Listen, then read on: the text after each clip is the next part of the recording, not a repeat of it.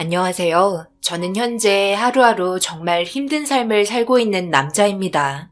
지금 제 상황을 설명하는 게 쉽진 않지만 그래도 용기 내서 적어볼까 합니다. 그 이유는 위로라는 단어 하나 보고 여러분들께 도움을 받고 싶어 키보드 앞에 앉았습니다. 위로라는 단어는 따뜻한 말이나 행동으로 괴로움을 덜어주거나 슬픔을 달래주는 말인 거 다들 잘 알고 계실 겁니다. 그래서 저는 여러분들께 제 삶을 하소연하고 위로의 말 한마디 듣고 싶네요. 그때의 기억을 떠올리려고 하니 벌써 눈물이 앞을 가리기 시작하네요. 제 나이가 35살이었을 때 아내를 처음 만났어요. 정말 눈이 부셨고 처음으로 사랑이라는 감정이 제 몸속에서 전율이 흐르는 걸 느끼게 되면서 알 수 있었어요. 아내는 꽃집을 하고 있었습니다. 저는 일반 회사원이었고 그냥 아무 생각 없이 지나가다가 무심코 고개를 돌렸는데 저와 눈이 마주친 순간 느끼게 된 거죠. 엄청나게 많은 꽃들 사이에 너무나 빛났던 한 송이 꽃이 저를 보며 미소를 지어 보였고 그 미소에 얼굴이 빨갛게 된 저는 급하게 고개를 반대로 돌리고 가던 길을 가게 되었습니다. 정말 웃긴 게 그 거리를 10년이나 다녔는데 그때 처음 그곳을 바라봤던 것 같아요. 집에 돌아왔을 때 두근거리는 가슴을 진정시키려 냉장고에서 찬물을 숨도 안 쉬고 마셨었네요. 사람이 아닌 천사를 본 것 같았습니다. 그때 입고 있었던 옷이 흰색 원피스였거든요. 웨이브 파마를 하고 갈색 머리로 염색한 가녀린 여인의 모습이 제 인생의 최고의 여자로 들어오게 되었고 절대 놓치고 싶지 않아 용기 내 고백하기로 결심을 하게 되었어요. 교제를 하고 있는 사람이 있거나 결혼을 했을지도 모르는데 그런 거 전혀 신경 쓰지 않고 제가 제일 아끼는 옷을 장롱 속에서 꺼내고 헝클어진 머리를 만지고 불편해서 사두고 손목에 채우지도 않던 시계를 서랍에서 꺼내어 착용을 했고 최대한 잘 보일 수 있게 거울 앞에 서서 나름 완벽하다고 생각하는 모습으로 꽃집으로 향했습니다. 하지만 저는 꽃집 앞에 다가가지도 못하고 계속해서 주위를 맴돌았어요. 그렇게 한참 동안 주변에서 서성이다 보니 장님 아니면 다 알 수 있었는지 저를 계속 주시했고 결국 눈이 마주치게 되면서 저에게 손짓을 하더라고요. 그 순간 당황했지만 이때가 기회일 것 같아 조심스럽게 다가갔습니다. 뭐 필요하신 거 있으신 거예요? 아까부터 계속해서 저희 가게 앞에서 서성이시는 게 신경 쓰여서요. 꽃을 사고 싶은 거예요? 네. 꽃을 사고 싶은데 어떤 꽃을 사야 할지 몰라서요. 혹시 추천해 줄 수 있는 꽃이 있으신가요? 글쎄요. 꽃이라는 건 상황마다 다르기 때문에 왜 꽃을 사려고 하시는지 이유부터 알아야 되겠죠? 왜 꽃을 사려고 하시는 거예요? 그게요. 제가 사랑하는 여자가 있는데 오늘 첫눈에 반했거든요. 이런 감정 느낀 적 없었거든요. 첫눈에 반했다는 건 첫사랑인 거예요? 그럼 이 꽃이 좋을 것 같은데 어떠세요? 라일락이라는 꽃인데요. 운명적인 만남, 그리고 이 보라색 꽃은 사랑의 싹을 의미해요. 이 꽃이 좋을 것 같은데 어떠세요? 드릴까요? 저는 고개를 끄덕이며 그게 좋겠다고 떨리는 목소리로 라일락이라는 꽃을 달라고 말을 했어요. 저를 보며 웃으면서 잠시만 기다리라며 여러 가지 꽃을 섞어서 정성스럽게 포장을 해서 저에게 건네줬어요. 꽃을 건네받고 그 자리에서 우두커니 서 있자 저를 보며 고개를 갸우뚱하더니 2만 원이라며 손을 내밀면서 라일락 꽃은 하루 만에 시들기 때문에 선물 주는 분에게 꽃병에 넣어두면 그래도 며칠은 괜찮을 거라는 조언까지 해주었어요. 그런 세세한 모습이 너무 보기 좋았고 저는 그 자리에서 제 마음이 가는 대로 용기 내 고백하게 되었습니다. 그러자 당황스러웠는지 잠시 머뭇거리다가 꽃을 건네받았어요. 저는 안 받을까봐 가슴 졸이고 있는데 받아줬다는 것에 너무 기분이 좋았고 밝은 웃음으로 고개를 들자 저를 보며 고백해줘서 고맙긴 하지만 꽃다발 가격 2만 원은 줘야 한다고 웃고 있었습니다. 그리곤 한참 동안 배를 움켜쥐고 웃음을 참지 못하더라고요. 왜 계속 웃으시는 거예요? 저는 정말 힘들게 용기 내서 고백한 건데 제 고백이 마음에 들지 않았나요? 모르는 남자가 제가 좋다고 고백을 해왔는데 왜 싫겠어요? 당연히 기분이 좋죠. 저는 고백한 것 때문에 그러는 게 아니에요. 저희 가게 앞에 몇 시간이나 왔다 갔다 한 줄 아세요? 그 모습이 갑자기 생각이 나서 저도 모르게 웃음이 났네요. 미안해요. 고백하셨는데 일단 꽃다발 값은 주시고요. 그쪽이 저에게 마음을 표현해 주신 건 고맙게 받겠습니다. 나중에 가게 오시면 꽃다발 한 번은 무료로 해드릴게요. 이건 저에게 준 거잖아요. 그러니 그 정도는 배려할 테니 조심히 들어가세요. 그때의 아내는 계속해서 웃고 있었어요. 저는 마음만 받겠다는 말에 차였다는 걸 알고 뒤돌아 집으로 돌아왔습니다. 허탈감이 밀려오는 순간 술이 생각이 났고 냉장고로 걸어가는데 제 모습이 비친 전신 거울 앞에서 멈추게 되었어요.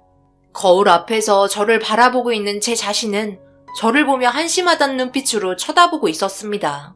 그렇게 맥주에 제가 느꼈던 감정을 털어버리고 그날 선잠을 자다가 회사까지 지각을 하게 되는 최악의 하루를 보내게 되었어요. 그렇게 퇴근을 하고 집으로 걸어가고 있는데 꽃집이 보이기 시작하자 다른 길로 몸을 돌렸어요. 제 자신이 너무 쪽팔렸거든요. 그런데 피해간다고 했는데 하필 그때의 아내를 골목길에서 마주치게 되었어요. 저를 보더니 밝은 웃음으로 인사를 건넸고 저는 그런 모습에 괜히 심술이 올라와 고백도 받아주지 않았는데 웃지 말라며 기분 상했다는 어조로 대답을 하게 되었어요. 저 얼마나 알고 계세요? 아무것도 모르시잖아요. 저도 마찬가지로 그쪽에 대해서 아무것도 모르는데 고백했다고 해서 제가 감사하다고 말하고 곧바로 연인 사이가 되어야 하는 거예요? 잘 생각해보세요. 정말 이상하죠? 저는 그쪽 이름도 모르고 그날 처음 봤는데 저에게 고백했다고 받아준다는 게 말이 안 된다는 거예요. 저에게도 시간이 필요하지 않겠어요? 첫눈에 반했다고 해서 저도 첫눈에 반해야 하는 건 아니잖아요. 혹시 그렇게 생각하고 계신 건 아니겠죠? 피해 다니지 마시고 저에 대해 알아가려고 노력을 하세요. 그래야 저도 마음이 열리든지 말든지 할 거 아니에요. 그럼 살펴가세요. 저는 그 자리에서 뒤통수를 크게 맞은 것 같았어요. 다 맞는 말이었고 저 혼자만의 상상으로 움직이기만 했었던 거였죠. 그리고 그때 이후로 정말 많은 반성을 했습니다. 다음날 퇴근하고 제 나이와 이름을 먼저 얘기하면서 하나하나 알아가고 싶다며 다시 한번 제대로 된 고백을 하기 위해 꽃집이 제 집인 것 마냥 퇴근 도장 찍었습니다. 자잘하게 도와줄 수 있는 일들은 괜찮다는 말에도 나서서 해줬어요. 그렇게 하나하나 복잡할 것 같았던 끈을 풀어가면서 서로에 대해 알아가기 시작했습니다.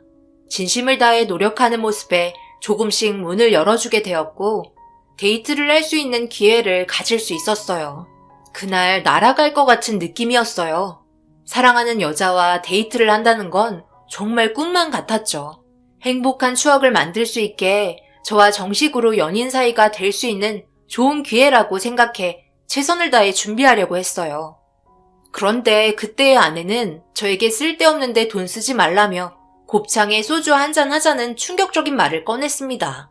저도 곱창은 정말 좋아하긴 하지만 첫 데이트인데 저를 어필할 수 있는 두 번 다시 없을 기회를 곱창에 소주나 먹자는 말에 하늘이 무너지는 줄 알았습니다. 보통 첫 데이트라면 분위기 좋은 레스토랑에서 와인 한잔하고 야경 좋은 곳에서 드라이브 하지 않나요? 그런데 제 생각을 전혀 벗어나는 행동에 너무 당황하고 말았어요. 데이트 당일 정말 곱창에 소주 한잔 하러 가게 되었고 술 한잔씩 하며 저에게 건넨 한마디는 자기는 가식적인 거 싫다며 있는 그대로의 모습을 보여주겠다고 말하기 시작했어요. 그런 모습이 싫게 느껴지지 않았습니다. 진실된 모습을 보여주는 게 서로에 대해 많은 걸 알아갈 수 있다고 생각했죠. 그날 정말 많은 대화가 오고 가며 술의 힘을 빌려 제가 그동안 가지고 있었던 감정을 하나도 빠짐없이 얘기하면서 즐거운 시간을 보냈어요. 그리고 그토록 제가 원했던 연인 사이가 될 수 있었고 하루하루의 인생이 달라 보였어요. 사는 게 너무 행복했고 매 순간 그녀의 생각을 떨쳐버릴 수 없었습니다. 이런 감정 여러분들께서도 한 번쯤은 느껴본 적 있으시죠? 그 설렘은 지금도 제 가슴을 두근거리게 만들 정도로 그때의 기억은 너무 생생했어요. 하지만 모든 게 순조롭지는 않았습니다. 결혼 문제에 한 가지 문제가 있었죠. 서로 결혼을 약속하게 되었지만 저희 어머니가 별로 좋아하지 않으셨어요. 그 이유는 아내에게 가족이 없었거든요. 어떻게 살아왔는지도 모르는 여자가 뭐가 좋다고 결혼하겠다고 난리를 치는 거야. 너희 아버지는 허락해도 나는 절대 싫다. 코딱지만한 꽃집에서 돈도 안 되는 일 하고 있는데 내가 그런 며느리를 들일 필요는 없잖니. 결혼은 너 혼자 하는 게 아니야. 양가 집안 재산도 보고 어느 정도 서로 맞아야 하는 거지. 아무것도 없이 혼자 사는 여자들은 뒤가 구린 거야. 내 말 무슨 뜻인지 알지? 이쁘고 착해 보여도 그 내막은 알 수 없다고. 돈 좀 있는 남자 꼬셔서 인생 편하게 살려는 여자들이 얼마나 많은데. 뒤가 너무 찝찝해서 나는 받아줄 수 없으니 더 이상 결혼하겠다는 말 입 밖으로 꺼내면 그때는 엄마랑 인연 끊는다고 생각하면 된다. 알겠니? 내가 여태까지 널 어떻게 키웠는데 이건 배신이라고. 저희 어머니가 결혼을 너무 강하게 반대하셔서 어떻게 해야 할지 몰랐어요. 그렇게 화를 낸 것도 처음이었거든요. 항상 자상하시기만 하셨던 엄마 입에서 막말이 나오는 걸 보니 생각보다 큰 충격을 받게 되었고 어떻게 설득을 시켜야 할지 하루하루 고민에 힘들어할 때 이런 제 마음을 알았던 건지 갑자기 초인종 소리가 들렸고 그때의 아내는 직접 집으로 찾아왔어요. 저희 가족 모두가 놀랐죠. 말없이 찾아와서 아무런 준비를 하지 못했습니다. 아내는 이렇게 하지 않으면 엄마가 만나주지 않을 것 같아 내린 결정이라며 현관 앞에서 들어오라는 말을 할 때까지 기다리고 있었어요. 어머니는 무슨 말을 하는지 들어보기라도 하자며 거실에 앉아 기다렸고 조심스럽게 들어온 용기 낸 모습에 너무 고마웠습니다. 저를 받아주시는 게 아무래도 힘드시겠죠. 제가 부모님도 없고 과거에 어떻게 살았는지 모르셔서 불안해하시는 거 충분히 이해할 수 있어요. 그래서 제 사정을 설명해 드려야 할 것 같아 이렇게 말도 없이 무작정 찾아왔습니다. 안 그럼 어머님께서 제 얼굴도 안 봐주실 거라는 거 저도 충분히 알고 있었거든요. 우선 이것부터 받으세요. 이건 지금 현재 제 몸 상태예요. 아주 건강하다는 검진 결과서고요. 그리고 이건 꽃집 운영하면서 하루에 얼마나 벌렸는지 알 수 있는 영수증이에요. 한 달 기준 1년치 영수증입니다. 그리고 이건 제 통장이에요. 허튼 데 쓴 적 없고 차곡차곡 모아두었어요. 부모님 교통사고로 세상 떠나게 되시면서 홀로 살아오는 동안 한 번도 나쁜 길로 빠진 적 없이 정말 착하게 살아왔어요. 그러니 저희 결혼 허락해 주시면 안 될까요? 앞으로 열심히 사는 모습 보여드릴게요. 그래요, 어머니. 우리 결혼 허락해 주세요. 윤혜 씨가 이렇게까지 했잖아요. 사람 사는 거 다 똑같은데 이렇게까지 해야겠어요? 어머니도 아버지랑 결혼할 때 아버지만 보고 결혼했잖아요. 그때와 다르게 지금 저희는 능력도 어느 정도 있는데 윤혜 씨 부모님 없다고 이런 식으로 차별하는 건 아니죠. 저희 생각도 존중해 주세요. 어머니는 한참을 윤혜 씨 얼굴을 보면서 그동안 모았던 재산과 꽃집에서의 하루 매출을 보고 고민하시다가 결국 허락해 줬습니다. 정말 어렵게 받은 결혼 승낙에 저희는 서로 너무 좋아 부모님 앞에서 껴안게 되었어요. 그리고 서로의 행복을 약속하는 결혼 반지를 교환하게 되었고 그토록 원했던 결혼 생활을 하게 되었습니다. 사랑하는 사람이 매일 아침 눈을 뜨면 옆에 있다는 게 너무 행복했어요. 아내는 저희 부모님께 정말 잘하려고 노력했고 그런 모습에 저도 아내에게 최선을 다해 사랑해 주었습니다. 그리고 저희에게 사랑스러운 딸이 태어나게 되었어요. 어머니는 내심 아들이길 바랬었지만 나중에 둘째도 계획하라며 진심으로 축하해 주셨고 어머니가 아내의 산후조리를 해주면서 그동안 많은 대화가 오고 갔는지 어머니의 예전 모습은 찾아보기 힘들었어요. 딸처럼 대해주셔서 저는 뒷전일 정도로 어머니와 아내의 관계는 너무 좋았어요. 그렇게 우리의 삶은 순식간에 5년이라는 시간이 지났습니다. 그런데 문제가 하나둘 생기기 시작했어요. 시간이 지날수록 저에게 이상할 만큼 잔소리가 늘어나는 모습들에 아내에게 문제가 있는 것 같았습니다.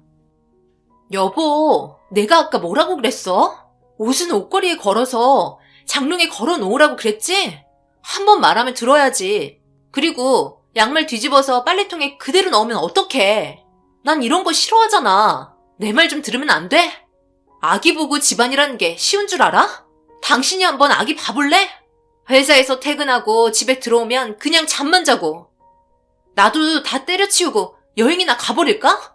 계속 말 안 들으면 여행 가서 다시는 돌아오지 않을 거야. 갑자기 왜 화를 내고 그래? 사랑스럽고 좋다며. 그런데 갑자기 그렇게 화를 내면 내가 얼마나 당황하겠냐? 뭐? 사랑스럽다고? 이런 식으로 막 행동하는 건 나에 대한 배려가 아닌 거지. 그건 콩깍지 씌었을 때고 지금은 현실이잖아. 아내는 제가 너무 게으르다며 면박을 줬어요. 결혼하고 아기를 키우다 보니 스트레스를 많이 받는 것 같아 쥐죽은 듯이 지냈고 시키는 대로 잘 해오고 있었습니다. 그런데 늦은 새벽 전날에 먹은 음식이 간이 좀 셌는지 갈증이 나서 눈을 뜨게 되었어요. 그런데 거실에서 흐느끼는 소리가 들리길래 고개를 돌려보니 아내는 제 옆에 없었습니다. 거실에서 홀로 무얼 하는지 알 수 없어 조심스럽게 문을 열어보니 휴지가 한가득 거실 테이블에 쌓여 있었고 그 모습에 너무 놀라 급하게 달려가 왜 그러냐며 물어보니 방금 전까지 슬픈 영화를 봐서 그런 거라고 신경 쓰지 말라면서 화장실로 들어갔어요. 하지만 저는 느낄 수 있었어요. 아내에게 다른 문제가 있다는 것을요. 그래서 인터넷을 찾아보니 산후 우울증인 것 같더라고요. 갑자기 눈물을 흘린다든지 순간순간 변화되는 모습들의 증상이 비슷했어요. 아무래도 정신과 치료를 받아야 할 것 같아 밥을 먹으면서 조심스럽게 얘기했어요. 아무래도 민감한 문제이다 보니 눈치를 보면서 말을 꺼내게 되더라고요. 오늘따라 당신이 준비한 음식이 너무 맛있는데? 다른 날보다 오늘이 더 특별한 것 같네? 그런데 그 옷은 뭐야? 못 보던 건데? 목걸이랑 귀걸이도 했네? 가끔 분위기를 바꿔보는 것도 스트레스 푸는데 좋은 방법이긴 하지. 나는 이런 원피스 별로 좋아하지 않고 반지랑 귀걸이는 알레르기가 있어서 빨갛게 올라와서 하기 싫은데 억지로 하는 거야. 당신이 이런 거 좋아하니까 참고 하는 거라고. 내 마음이 어느 정도인지 알겠어? 내가 그런 말까지 했었나? 사소한 것까지 신경 써주느라 당신이 고생이 많네. 미안해. 그렇게 하지 않아도 되니까 얼른 옷 갈아입고 액세서리도 빨리 빼. 알레르기 더 심해지겠다. 그런데 우리 딸은 왜 이리 성장이 더딘 것 같지? 하나도 달라진 모습이 없어. 다른 애들보다 좀 느린 건가? 아직도 걷지 못하는 게 문제가 좀 있어 보이기도 하고. 무슨 말이야. 지금 잘 크고 있는데 내가 봤을 땐 당신이 제일 큰 문제야. 정신 좀 차려. 나랑 우리 딸한테 신경을 쓰라고. 왜 모른 척하고 아닌 척 무관심한 태도를 나타내는 건데? 당신은 잘한다고 생각하겠지만 내가 봤을 때 전혀 그렇지 않거든? 나는 그래도 당신한테 잘 보이려고 노력하고 있는데 당신은 항상 제자리 걸음만 하고 있잖아. 여보, 아무래도 우리 병원을 같이 가봐야 할 것 같다. 당신 우울증이 좀 온 것 같은데 가서 상담 좀 받아보기로 할까? 당신에게 정신병이 있다는 말을 하는 게 아니라 요즘 스트레스를 많이 받은 것 같아서 같이 상담을 받아보면 해결책이 보일 수 있고 어려운 상황 잘 헤쳐나갈 수 있을 것 같은데 내 생각 너무 부정적으로만 받아들이려고 하지 말고 분명 좋은 결과를 가져올 수 있을 거야. 그리고 당신 잠이 좀 부족해서 신경이 좀 날카로워지는 경우도 있어. 아내는 제가 하는 말을 더 이상 듣고 싶지 않았는지 정신병원은 너나 들어가라며 화를 내고 딸과 함께 방으로 들어갔어요. 걱정돼서 한 말이었는데 되레 욕만 엄청 먹게 되었고 아내와의 사이는 점점 더 안 좋아졌습니다. 이런 상황이 어머니도 걱정을 많이 하셨는지 저희 집에 주말에 방문하셨어요. 오래간만에 보는 어머니의 얼굴에는 그늘이 져 있었어요. 마냥 행복하고 좋을 것만 같았던 아내와의 결혼 생활에 금이 가기 시작했기 때문이죠. 어머니와 아내의 사이는 정말 좋았기 때문에 제가 낄 수 있는 자리는 없었습니다. 어머니는 아내와 정말 오랜 기간 대화를 이어나갔어요. 저에게는 털어놓지 못하는 속마음을 꺼내서 얘기하는 것 같아 기분이 좋지 않았습니다. 그래서 둘이 대화하는 내용을 듣고 싶어 작은 방에 몰래 다가가 문에 귀를 대고 듣고 있는데 저는 너무 놀란 나머지 급하게 안방으로 들어오고 말았습니다. 그리고 어머니와 아내의 대화에 충격을 받은 저는 입을 틀어막고 오열을 하고 말았어요. 새벽 늦게까지 둘의 대화는 계속해서 이어졌고 저는 그동안 아내에게 너무나 미안해 가슴이 아파 제 자신이 너무 싫게만 느껴졌습니다. 아내와 어머니는 작은 방에서 오랜 기간 눈물을 흘리고 있었어요. 그리고 새벽 동이 틀 때쯤 어머니는 제가 자고 있는 줄 알고 깰까봐 조심스럽게 나가셨습니다. 뒤이어 아내는 한참 동안 누워있는 저를 향해 바라보고 있었고 조용히 안방문을 닫은 뒤 거실에서 또다시 눈물을 흘리기 시작했어요. 저는 아내에게 다가갈 수 없었어요. 이기적인 행동 때문에 아내에게 아픔만 주고 아내를 이용해 제가 받은 상처를 치유하려고 했었기 때문입니다. 점점 변해가는 제 모습에 너무 무섭게 느껴졌고 아내가 제발 저를 떠나지 말았으면 하는 간절한 바람으로 그날 기도를 했어요. 다른 건 다 바라지 않을 테니 정상적인 삶을 살 수 있게 해달라고요. 그런데 아주 잠깐 잠을 자고 있었던 제가 정신을 차리고 보니 거실에 서 있더라고요. 분명 자고 있었는데 거실에 서서 아내를 바라보고 있었습니다. 저를 보며 웃으면서 요리를 하고 있었고 그 모습을 보고 있던 저는 뭐 하는 거냐고 물어보니 제 생일상을 차리고 있다며 다른 존재의 모습으로 변해 있었습니다. 자기 스타일이 아니라고 입기 싫어했던 원피스와 귀걸이 그리고 목걸이를 착용하고 있었어요. 목은 붉게 두드러기가 올라온 상태였어요. 그 모습에 저는 눈물을 흘리기 시작했고 아내는 왜 그러냐며 좋은 날 울지 말라고 생일상 차려줘서 감동받았냐면서 저를 보고 밝게 웃어줬습니다. 생머리를 좋아하는 아내는 웨이브 파마를 했고 저는 그런 모습을 지켜보다가 오열을 하며 아내의 이름을 불러줬어요. 정윤아, 미안해. 나 때문에 네가 이렇게까지 하는 줄 난 정말 몰랐어. 이제 그만해도 되니까 이혼하자. 너의 삶까지 망치고 싶지 않아. 나는 너를 이용해 회피하려고 했었던 것뿐이야. 현실을 받아들이기가 힘들었을 뿐이라고. 이제 그만해도 돼. 당신 정신이 들은 거야? 나를 알아보겠어? 내가 누군데? 내 이름이 뭔지 말해봐. 내 이름이 뭔지 말해보라고. 미안해, 정연아. 너에게 나는 계속해서 상처만 주고 있었네. 내가 정말 미안해. 이렇게까지 하지 않아도 되는데. 제가 아내의 이름을 부르자마자 그 자리에서 털썩 주저앉더니 오열을 하기 시작했어요. 저는 어제 어머니와 둘이 한 얘기에 대해서 다 들었다며 정신이 오락가락해진 저 때문에 상처만 받고 있던 아내의 모습을 지켜보고 있는 게 너무 힘이 들었어요. 5년 전 아내와 가을 여행을 떠났을 때였어요. 그날도 가을 하늘의 햇살은 저희 가족에게 축복을 해주는 것 마냥 따뜻했고 너무 즐거운 하루였습니다. 예약한 펜션에 거의 다 도착할 때쯤 좌회전 깜빡이를 켜고 앞차를 보며 따라가고 있는데 반대편에서 직진하는 차량이 저희 차를 향해 멈추지 않고 돌진하고 있었어요. 그리고 그 순간 일어나면 안 될 충격적인 사고가 나게 되었습니다. 정신이 희미해진 저는 아내와 딸을 바라보며 반복해서 정신 차리라고 외쳐 불렀지만 깨어나지 못했습니다. 그리고 사고가 난 충격으로 인해 저 또한 정신을 잃게 되었고 병원에서 눈을 떴을 때 아내와 딸은 세상을 떠나게 되었다는 충격적인 말을 듣게 되었고 그 뒤로 제 삶은 정상적으로 살아갈 수 없었습니다.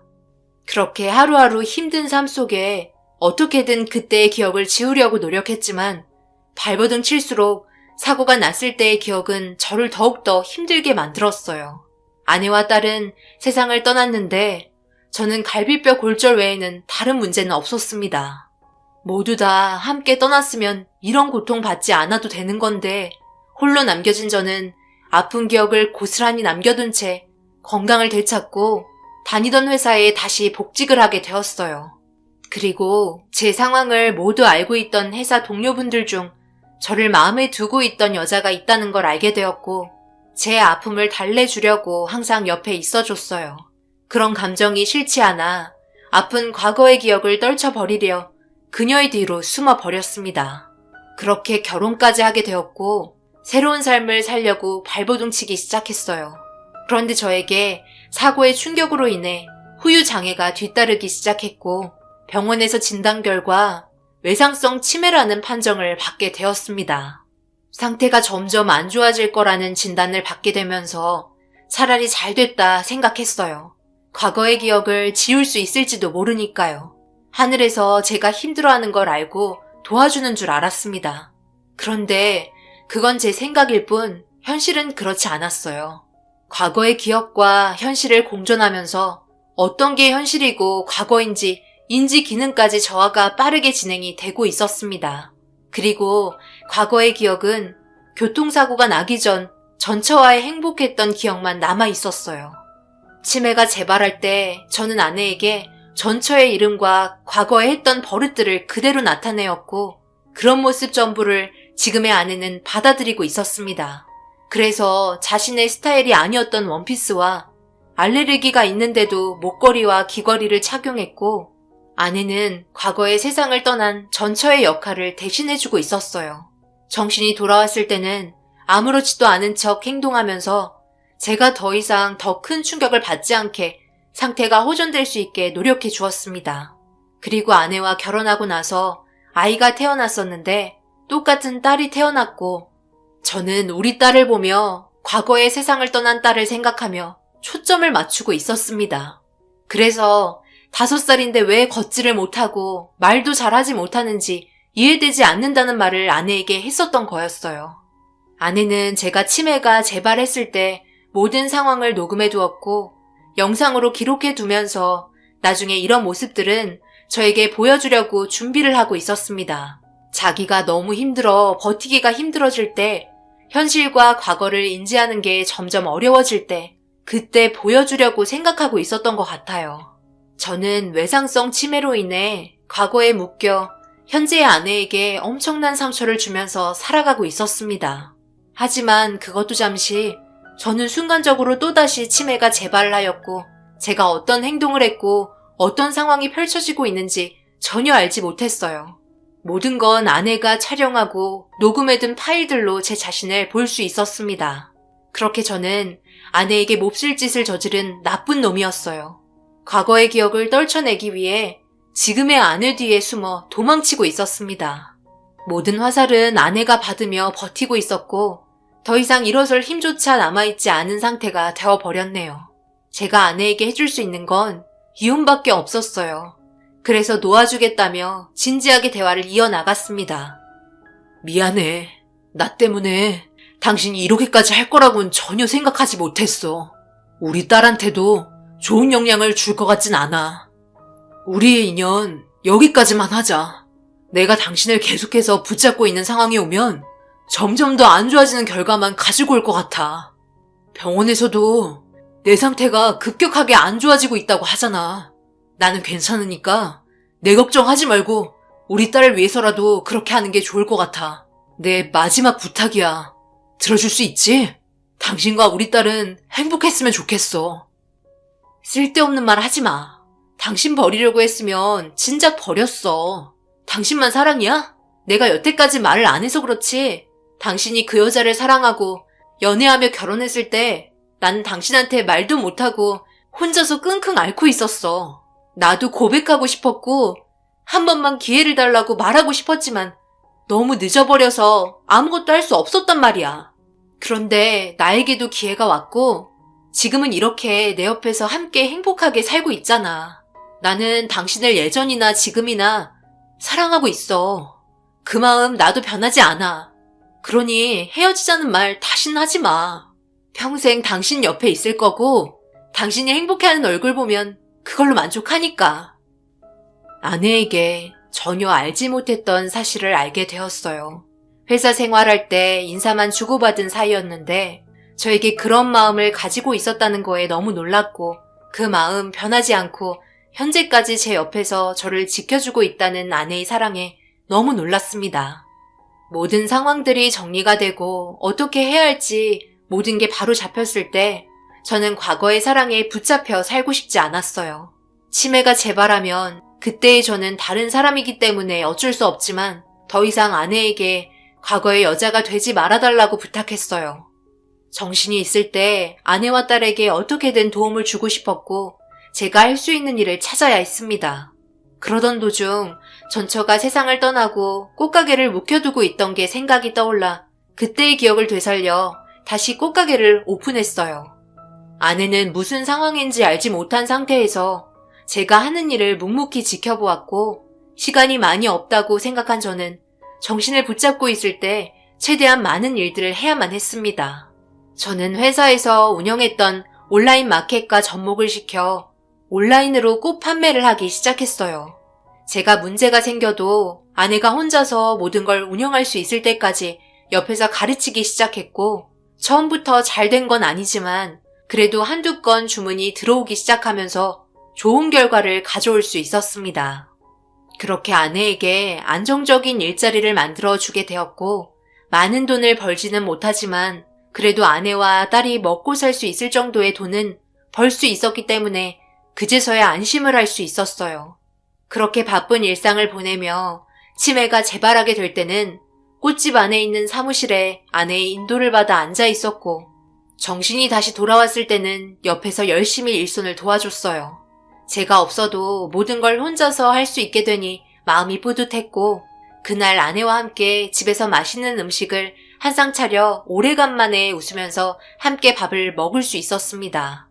그런데 그 순간 다시 치매가 왔는지 정신이 들었을 때 저는 맨발로 아파트 공원에 서 있었고 제 품속에는 추위에 떨고 있는 딸이 안겨 있었습니다.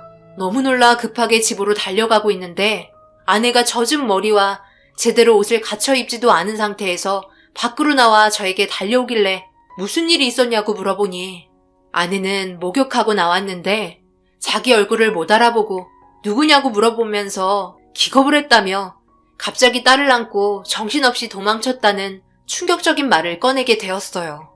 아무래도 치매가 점점 심해지고 있는 것 같아 조치가 필요했고 저는 앞으로 어떤 사고가 날지 모르는 상황에서 아내의 옆에 있을 수 없을 것 같아 절대 안 된다며 말리는 아내의 손을 뿌리치고 요양원으로 들어오게 되었습니다. 그리고 현재 저는 요양원에서 보호를 받고 있는 중이에요. 정신이 돌아오는 주기가 들쑥날쑥하고 점점 그 기간이 길어지게 되다 보니 잘 결정했다고 생각합니다. 아내는 틈만 나면 제 옆에서 곁을 지켜주고 있어요. 그런 모습이 미안하고 안쓰럽지만 한편으로는 너무 고맙습니다. 솔직히 요양원에 들어왔을 때 두려웠고 외로웠는데 아내가 제 옆에 지켜주고 있다는 점이 정신적으로 많은 도움이 되네요. 제가 쓰고 있는 이 글이 아마 마지막이 될 것 같아요. 앞으로 더 이상 컴퓨터를 바라보고 글을 쓰지 못하는 상황이 오겠죠. 제 아내가 누구인지 알지 못하는 상황이 오겠죠. 그때가 오기 전에 어떤 것이라도 기록을 해두고 싶었어요.